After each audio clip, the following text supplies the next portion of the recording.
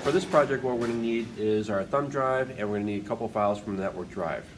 So the files we're going to need, we're going to retrieve from the network drive. So once again, we're going to click on this PC. We're going to go to our network drive, and we're going to need two files.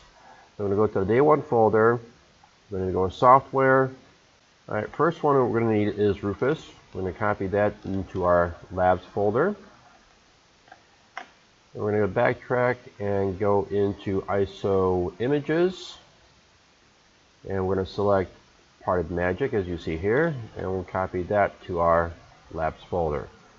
All right, once that's done copying, we're going to close the window for the network drive because we're not going to utilize anything from the network drive. I'm going to open up our lab 1 folder. So here are the basics of what you're doing. All right, Rufus is actually an application that creates bootable thumb drives. So if we have an ISO image like we have here, we're going to make it bootable by utilizing Rufus. Now what we're going to do is going to fire up Rufus.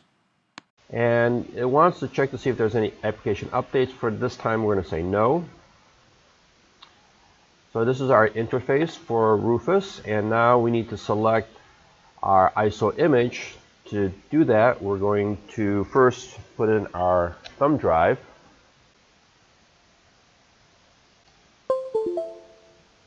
You notice what happens once we put the thumb drive in. It knows to select the thumb drive, so you notice that we have our device, which is our thumb drive, and in essence what's going to happen is our thumb drive is going to get reformatted. So there's anything that you want on this thumb drive, make sure you have a backup copy, otherwise it will go away.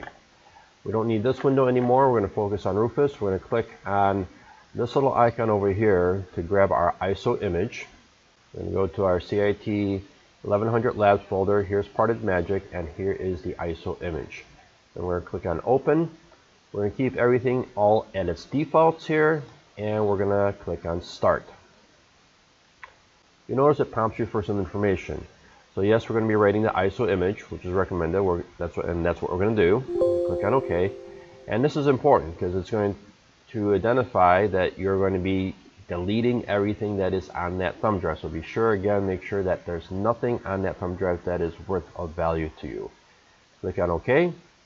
And now you notice that it's moving along and it's copying the ISO image to create that bootable drive.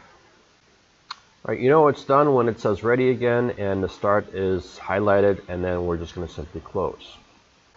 All right, next thing that we're going to do is we're going to restart the computer and we're going to actually boot off the thumb drive. Now when we reboot the computer, we need to select a specific key set to get into the system settings so we're able to actually select which boot device we're going to do that. And this is how we're going to start.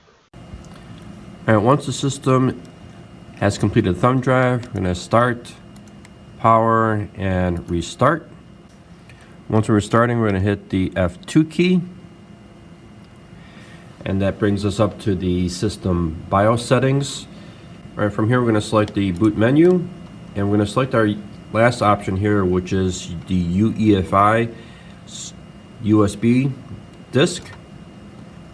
And once the system reboots, you notice that we are already booting off the thumb drive. We're going to select our default option, which is number 1, and just give it a few seconds, and the system now will start up with Parted Magic. All right, system started up. No need to worry about the time zone. We'll just click on OK.